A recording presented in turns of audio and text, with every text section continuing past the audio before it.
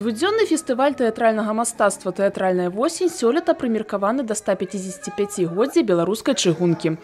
На базе культурна-спартыўнага цэнтра брэсцкага аддзялення беларускай чыгункі машыністы, праваднікі, дзяжурныя і кассиры з лёгкасцю пераўвасобіліся ў сапраўдных акцёраў. Процесс перевоплощения – это не проблема для них. Они любят театр, они талантливы, они от Бога одаренные. Не проблема сыграть любую роль, которую режиссер предлагает. На працягу 2 дзён 7 калектываў аматарскай мастацкай творчасці арганізацыі беларускай магістралі прадстаўлялі публіцы спектаклі, тэатралізаваныя кампазіцыі замежных і айчынных аўтараў. Посмотреть эти театры и представить их и творческие работы, и, значит, артистов народных. Ну и в какой-то мере они друг с другом общаются, обмениваются, значит, опытом, значит, какими-то творческими идеями. Ну, естественно, значит, после этого их, значит, уровень-то растет. Спектакль «Стомлены д'ябал» по пьесе Сергея Ковалёва падрыхтаваў Віцебскі народны тэатр «Сінтэз». Ясь, стомлены ад леннасці свайго існавання і недасканаласці свету, спрабуе скончыць жыццё самагубствам. Самый раз! Ну, кажись, все.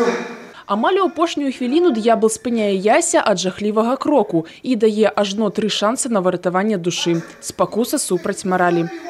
Ці хопіць у галоўнага героя цярпялівасці, каб прайсці выпрабаванне на трываласць, выканаць чортавы заданні і трапіць у рай. В этот раз не подведу! Будешь молчать целый день. Не скажешь ни единого слова. Галоўны герой Ясь Анатолий Проценко жартуе. У душы ён не памочнік машыніста і не акцёр нават, романтык. Я совсем по природе другой человек в жизни, более такой лиричный. Это совсем противоположность мне.